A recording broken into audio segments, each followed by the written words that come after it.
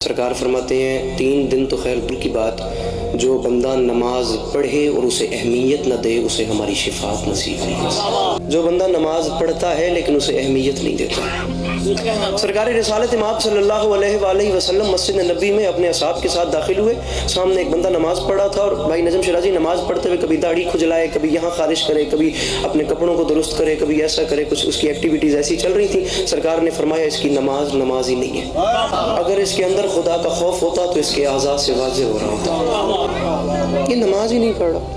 خیر یہ باتیں دور کی بات ہے، 3 دن دور کی بات ہے، شفاعت نصیب کی ہونا۔ جو بندہ 3 دن نماز نہ پڑھے وہ ایسا تارک الصلاۃ ہے کہ اسے مسلمانوں کے قبرستان میں دفن کرنا بھی حرام ہے، اس کا جنازہ پڑھنا حرام ہے۔ آپ 3 دن دور کی بات ہے، جو بندہ ایک وقت کی نماز جان بوجھ کے ترک کر دے، جان بوجھ کے ترک کر دے، وہ جتنا بڑا حاجی ہے اس نے اپنے اعمال کو آگ لگا دی۔ بخدا جو 2 وقت کی نماز ترک کرے اس نے 2 وقت کی نماز نہیں چھوڑی، اس نے ایک نبی خدا کا قتل کیا ہے۔ جو 3 وقت کی نماز چھوڑے اس نے 3 وقت کی نماز نہیں چھوڑی، اس نے خانہ کعبہ کو گرایا ہے۔ جو 4 وقت کی نماز چھوڑے اس نے 4 وقت کی نماز نہیں چھوڑی، اس بندے نے اپنے گھر میں گناہ کیا ہے۔ جو 5 وقت کی نماز چھوڑے پھر خدا جلال میں آ کے فرماتا ہے بدبخت اگر میری عبادت نہیں کر سکتا تو میری زمین چھوڑ دے۔ نماز وہ ہے جو فاقوں میں مصطفیٰ نے پڑھی، جو چکیوں کی مشقت میں فاطمہ نے پڑھی، جگہ کے اپنے ہی قاتل کو مرتضیٰ نے پڑھی، گلے لگا کے زہر کو جو مجتبیٰ نے پڑھی۔ نماز پہ کمپرومائز، امام حسین علیہ السلام سے دھوکا۔ بھئی علی عباس عسکری ہے، نماز نہیں پڑھتا ہے، اہمیت نہیں دیتا، فرش عزا پہ جاتا ہے کسی سے جھوٹ بول کے دائیں بائیں، ہر وہ کام علی عباس عسکری کرتا ہے جسے معصوم نے روکا ہے، اور پھر یہ توقع کرتا ہے میں مروں اور میرے سر پہ میرے استقبال میں مولا علی کھڑے ہوں۔ بس وہ آئیں تو ان کی مہربانی ہے، بھائی وہ کریم ہے، لیکن بنتا ہے کہ وہ میری قبر میں آئیں۔ وہ والد حسنین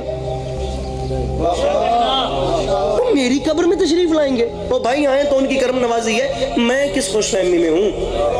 اور میرے جوان بھائیو سوال تو یہ ہے، ہر بندے کی یہی دعا ہے نا کہ ہمارے امام وقت کا ظہور ہو جائے، ہر بندے کی یہی دعا ہے نا۔ مسئلہ یہ نہیں ہے۔ بھائی جان بڑی خوبصورت بات کر رہے تھے کہ امام وقت آج بھی لہو رو رہے ہیں۔ لہو ایک وجہ سے نہیں رو رہے، لہو 2 وجوہات سے رو رہے ہیں۔ ایک تو اپنے اجداد کے غم میں رو رہے ہیں، اور دوسرا اپنی شیعوں کی حالت پہ رو رہے ہیں۔ ہم لوگ ٹریجڈی میں زندگی گزار رہے ہیں۔ بخدا جیسی پرسنالٹیز ہمارے پاس ہیں دنیا میں کسی کے پاس نہیں ہے۔ وہ امیر المومنین جیسی شخصیات، عزت حسین کی قسم، یہ جتنے المیے ہیں نا یہ سب المیات صرف اور صرف نہج البلاغہ سے دوری کی وجہ سے، صرف اور صرف نہج البلاغہ سے دور۔ آپ دیکھیں تو صحیح میرے مولا امیر علیہ السلام نے کیا کیا؟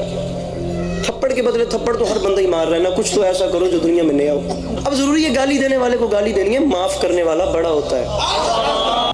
رکھیں علماء کے سروں پہ قرآن۔ کون کہتا ہے کہ آپ فالو کریں کسی کو اور اس کے بتائے ہوئے دین پہ چلیں؟ میں کہتا ہوں خود اتنا علم حاصل کریں، خود قرآن کو سامنے رکھیں، تفسیر کھولیں، کتب الرجال سامنے رکھیں، علم الکلام اور علم الرجال کے ذریعے سے خود استنباط اور استدلال کریں، خود ذاتی فتویٰ دیں نا۔ اتنا علم خود کیوں نہیں رکھتے کہ دین میں کسی سے پوچھنے کی ضرورت نہ پڑے؟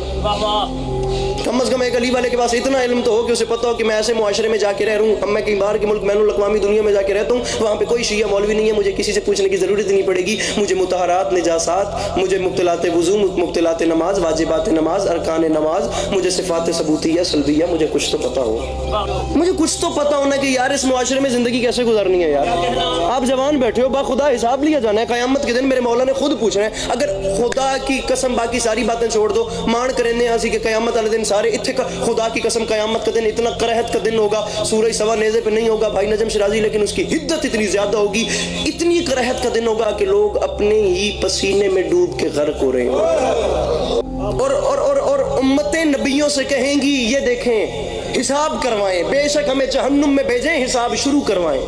بخدا کسی نبی میں اتنا حوصلہ نہیں ہوگا کہ وہ خدا سے کلام کرے، خدا اپنے جلال میں ہوگا، حساب شروع کروائیں۔